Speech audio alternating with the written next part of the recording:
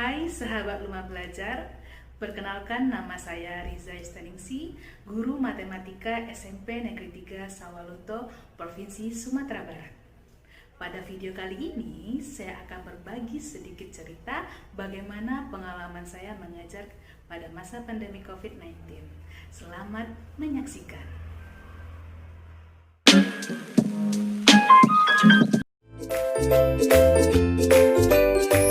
Harus diperhatikan selama belajar online di rumah, yaitu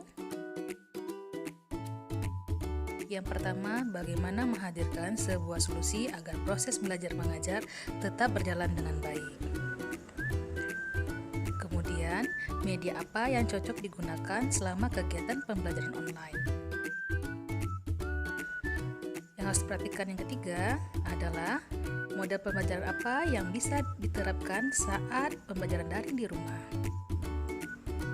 Yang keempat, apakah siswa saya nantinya bisa diarahkan dengan media pembelajaran tersebut?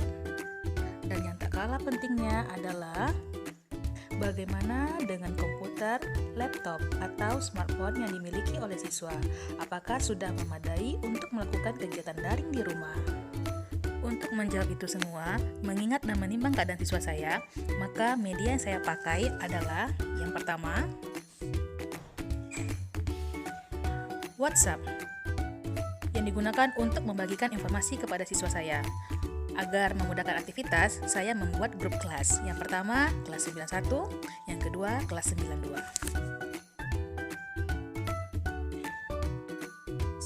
Kemudian, media untuk referensi dalam belajar. Di sini saya memakai portal Rumah Belajar. Dengan fitur-fitur pembelajaran yang saya pakai sebagai sumber belajar yaitu yang pertama, fitur sumber belajar, yang kedua, fitur laboratorium maya, yang ketiga, fitur bank soal. Kemudian, saya memakai sumber lain yang disediakan oleh Pusdatin, yaitu M-Edukasi. Selanjutnya, saya memakai YouTube sebagai tambahan referensi. Yang terakhir, sebagai media penilaian, saya menggunakan Quizizz. Selanjutnya adalah mode pembelajaran yang saya pilih, yaitu mode pembelajaran blended learning karena menggabungkan tiga aspek. Yang pertama, tatap muka, di mana saya memberikan latihan-latihan soal untuk pemantapan dan persiapan ujian sekolah. Aspek yang kedua yang digabungkan adalah belajar online, di mana saya tentunya melanjutkan pemberian latihan-latihan soal untuk persiapan di sekolah. Secara online, siswa belajar di rumah. Aspek yang ketiga yaitu praktek, di mana siswa mengerjakan soal secara mandiri di rumah. Sintak dari pembelajaran blended learning. 1. Seeking of information. Pembelajaran diawali dengan kegiatan pembuka, yaitu menyapa siswa, kemudian menyampaikan kegiatan dilakukan selama proses pembelajaran, memperkenalkan aplikasi yang digunakan selama belajar, yaitu membuka portal Rumah Belajar dan Education. Kegiatan selanjutnya adalah siswa mencari, membaca, mempelajari informasi dari berbagai sumber yang terkait materi, kemudian siswa mencatat bagian-bagian penting dari sumber tersebut. Terakhir, guru mengawasi kegiatan siswa.